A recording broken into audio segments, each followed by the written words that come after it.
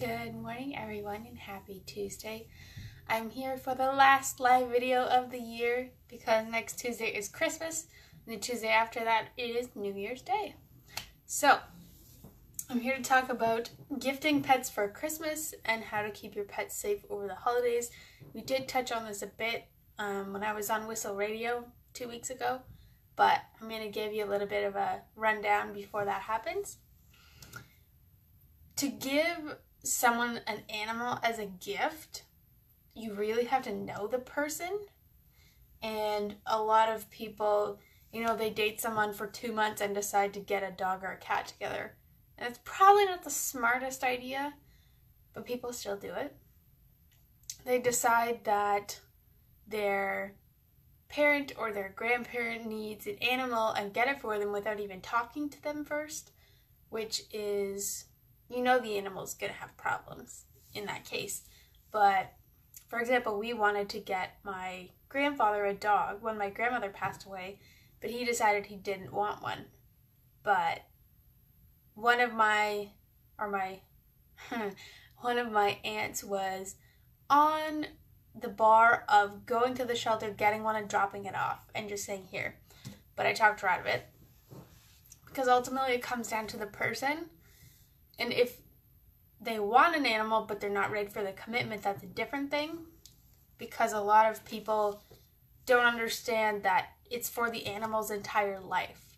And when you give someone an animal, it isn't keep them when it's convenient for you, and as soon as it gets inconvenient, get rid of them.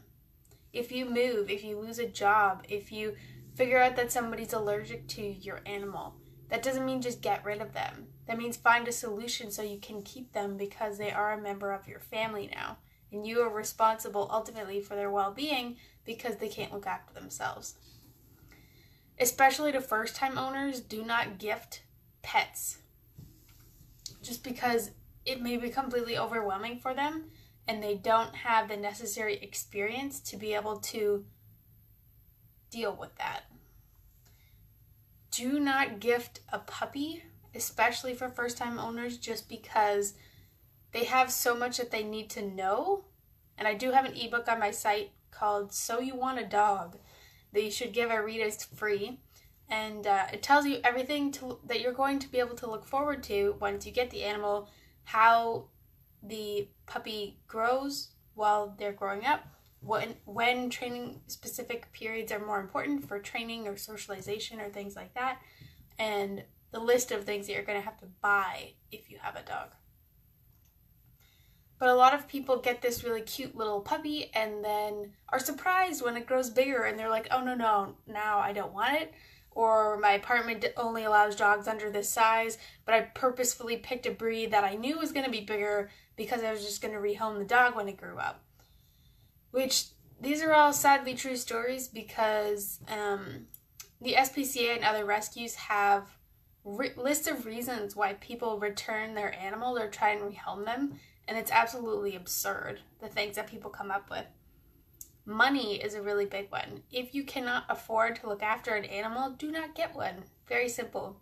Because as soon as you don't have enough money, you're going to get rid of the animal, because most people would put themselves above their animal. Me, I spend a good chunk of my money every month feeding this one, but I would much rather spend the money on her than go to Winners and buy something for myself. Just because she's my baby, That's just how it is.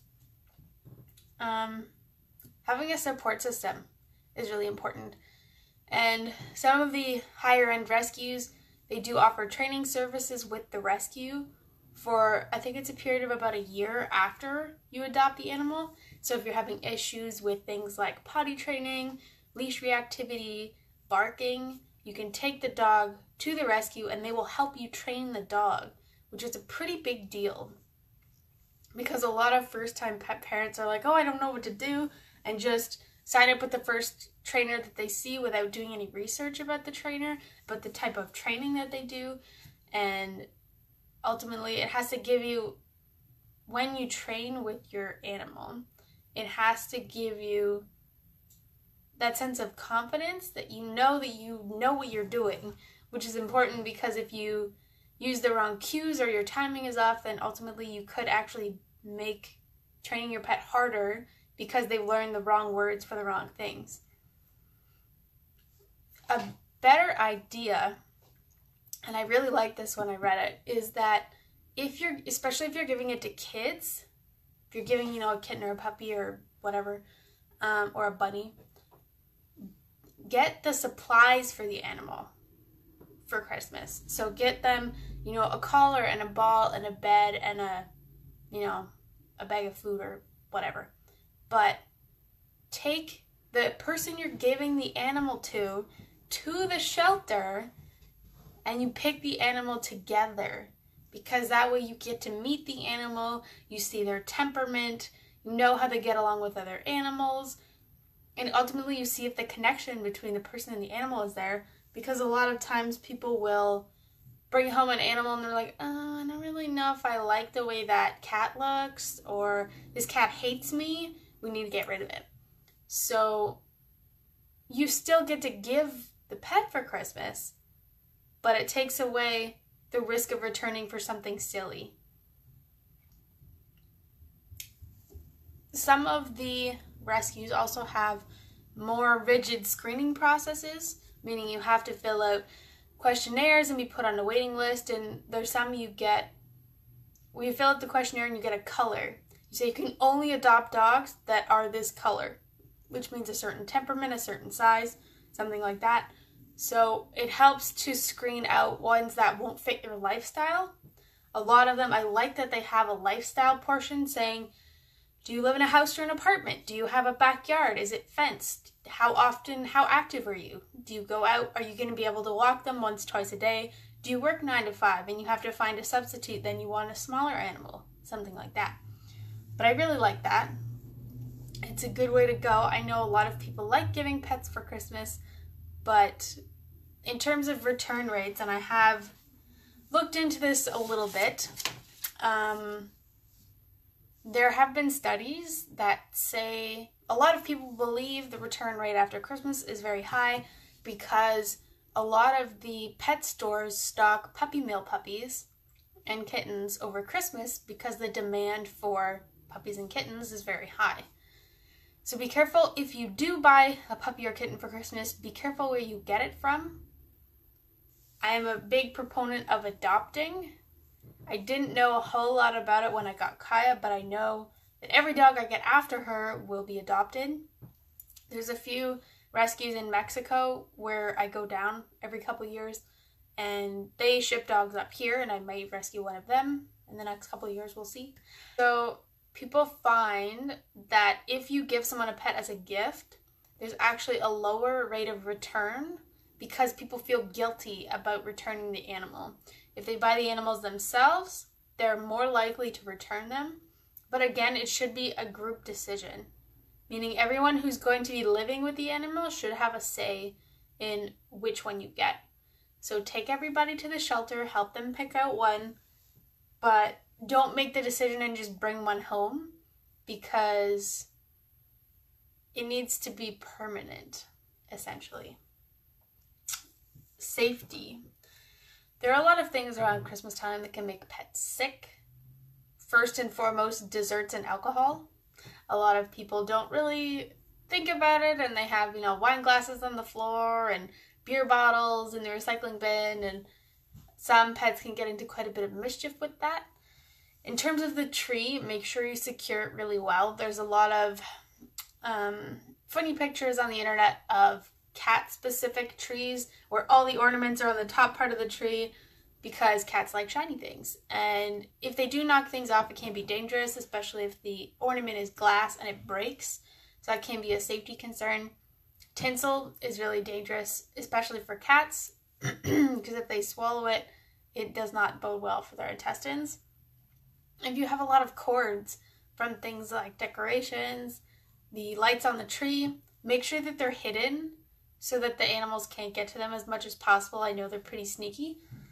There are a few Christmas plants that are toxic, including mistletoe, holly, ornamental pepper, and a Christmas rose. I know a lot of people get poinsettias at this time of year. They are toxic to pets. So if you do get them, make sure, if you have a dog, make sure it's on the table so they can't get to it. Don't put it on the floor. But do be careful because there are a lot of emergency room visits over Christmas for people whose pets decided to eat some plants or wrapping paper or scraps on the floor, things like that. Do not give your pet cooked bones, especially poultry, because the poultry bones splinter really easily because they're longer and more narrow. Don't give them anything cooked because if it does splinter, it can actually puncture their esophagus, stomach, or intestines, and that's really, really dangerous. So do be careful. All of the bones, Kaya always gets a big one for Christmas. It's probably about this big. The rule is the bones are supposed to be bigger than their head because that way they won't accidentally swallow them. But she really likes the marrow ones because she eats all the marrow out of the middle. But the problem is if it's too long, she can't get the marrow in the middle, eats both ends, and then gets bored. So she does better with things like knuckle bones, stuff like that. Almost any pet store you go into will have some. But usually I try and stock up on some during the pet festivals in the summer because they have giant baskets of them. They're straight from the farm, and Kaya absolutely adores those. Those ones last about twice as long as the ones from the pet store. I don't know whether it's because of the grade of meat, the grade of cooking process, or roasting, whatever, for the outside, but she absolutely loves them. Obviously, no chocolate and alcohol. Do make sure to not leave scraps of things all over the floor because they will eat them, for sure. Only 60% of Canadians give their pets something for Christmas, which is kind of, I don't know if that was surprising to me, but I feel like it would be a lot higher. And when it wasn't, I tried to recommend some gifts over the radio segment that we did for pets, but something interactive where you get to spend time with your pet is a really good idea because most people give them treats. And while that's great, most of the treats are, from somewhere cheap and they don't have that many good ingredients. If you do go, try and go for single ingredient ones or specialty ones because they are a lot better for them. Worst comes to worst, they like coconut oil and blueberries. They have little treat molds you can buy. I don't know where I saw them last, but essentially you just melt coconut oil, pour it in, put some berries in each one, freeze them, and there's some really delicious healthy treats for them. Super easy, but interactive gifts. So things like take them on a hike, do agility class, get them a cat tree, get your horse a ball to play with outside, one of those really sturdy, big horse balls. But do something that gets them moving and gets them outside because they really like spending time with us, but most of them really like playing and having fun. So Kaya, we did this a couple months ago, but Kaya got 2 rounds of agility classes for Christmas. So this year she's just getting a bone and some treats because she won't know the difference, but she already did all of her presents this year. So we'll see how that goes. Plus my stepdad comes over for Christmas Day and Christmas Eve, and she absolutely adores him, so that's a part of her gift because she loves having him here. That is all I have to say about Christmas and pets, but have an absolutely wonderful rest of your year. Have lovely holidays. Hopefully we get a little bit of snow over Christmas, but enjoy the rest of your year, and I will see you on New Year's Day. I am going away one of the weeks in January near the end, so there will not be a live video that week. So there's only 3 for January, but get excited because I have lots of exciting new content and stuff to share, and I look forward to sharing it with you. See you in 2019.